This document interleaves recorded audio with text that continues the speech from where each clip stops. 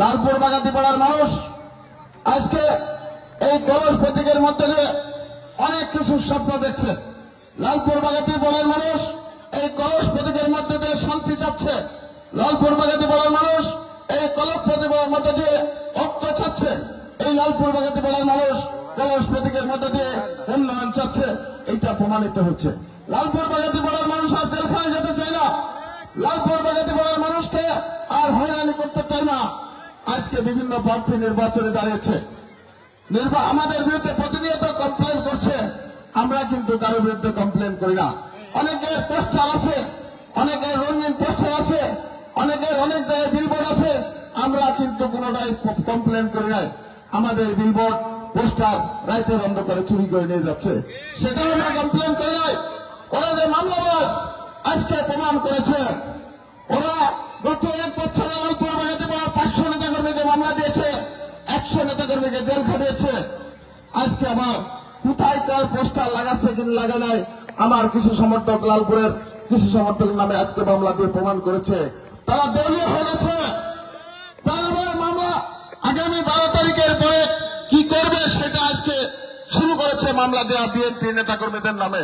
মামলা আর হামলা দিয়ে লাভ হবে না। আমরা কিন্তু এই পরিস্থিতি মোকাবেলা করে নির্বাচনের সামনের মাঠে এগিয়ে যাওয়ার জন্য প্রস্তুত হয়েছি। দেখে যান, আপনারা তো দলের প্রতীক পেয়েছে, আমি তো ব্যক্তিগতভাবে নির্বাচন করছি। ভোট ভোটার যাকে দিক আমার কোন আপত্তি নেই। ভোটাররা যদি আপনাকে ভোট দেয় তাহলে তো আমরা মেনে নেব। তা আপনার এখন থেকে আতঙ্কিত কেন? বিএনপি করেন, দানের শেষ হয়েছেন। আরে আমি তো কলস প্রতীক, সবাই আমাকে ভোট দিতে পারবে। আমি স্বতন্ত্র প্রার্থী, আমি আপনার সবার ভোট নেওয়ার অধিকার আছে। লোক পাচ্ছেন না, এখন আওয়ামী লীগের লোককে নিয়ে এসে কয়েকদিন আগে জেল খেয়েছেন যাকে, তাকে চাপ দিয়ে, স্বাভাবিকভাবে না, চাপ দিয়ে নিয়ে এসে ধানের শীষের পক্ষে ভোট চাচ্ছেন। এইটা বন্ধ করতে হবে। আরেকটা বিষয় আমি বলতে চাই, নির্বাচন নিয়ে আমি শঙ্কিত। নির্বাচনে কালো টাকার ছোঁয়াছড়ি হবে। আমার রাজন ভাই বলেছে 2 প্রার্থী কিন্তু এখানে নির্বাচনে কালো টাকা ছড়ার প্রস্তুতি নিচ্ছে। কেউ বিকাশ নাম্বার নিচ্ছে, আবার কেউ বিভিন্ন ভাবে ভোটারদের আইডি নাম্বারও নিচ্ছে। এটা সারা বাংলাদেশেই যদি হয় এটা আসলে সংকেত। অনেকেই আমি শুনেছি লালপুর বাগাতিপাড়াতে নিজেদের অফিস নিজেরা ভুয়ায় দিয়ে আমার কর্মীর নামে মামলা দেওয়ার জন্য অনেকেই প্রস্তুতি নিচ্ছে। প্রশাসনকে বলবো, আপনারা ওদের অফিসগুলি পাহারা দেন, ওদের অফিস ওরা যেন নিজেরা না পড়াইতে পারে। এই কারণে প্রশাসনকে বলবো ওদের অফিসগুলি পাহারা দেন। প্রশাসনকে বলবো সংখ্যালঘু সহ যাদেরকে ভোট কেন্দ্রে আসতে দিতে বাধা দিতে চাচ্ছে তাদের ভোটের 5 দিন আগেই সেই সব অঞ্চলে স্ট্যান্ডিং ফোর্স দেন, প্রয়োজনে ক্যাম্প বসে দেন।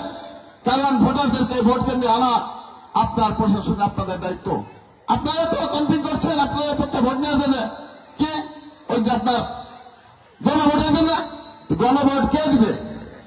আর একটা ষড়যন্ত্র শুরু হয়েছে, রাকসুর মতন ভোট গোপনে একটা হবে, প্রকাশ্যে একটা হবে, গণনার সময় 2টা এক জায়গায় হবে। বিএনপি নেতারা আপনারা বুঝছেন না, আমি বহিষ্কৃত হলেও আমি তো এই দলের সদস্য, আমার রক্তে তো এই দল আছে।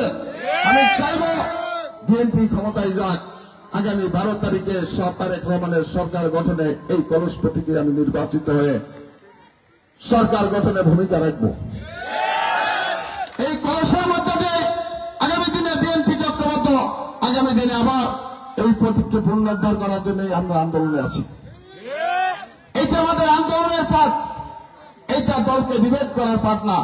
সেই কারণে আমি আমাদের কর্মীদেরকে অনুরোধ করব, আপনারা দয়া করে এখন থেকে ওরা যারা ভোট করছে তাদের সাথে কথা বলার দরকার নাই। সাধারণ মানুষের সাথে কথা বল, 12 তারিখ পর্যন্ত সাধারণ মানুষের কাছে যান। মানুষ ভোট দেওয়ার জন্য প্রস্তুত হয়ে আছে।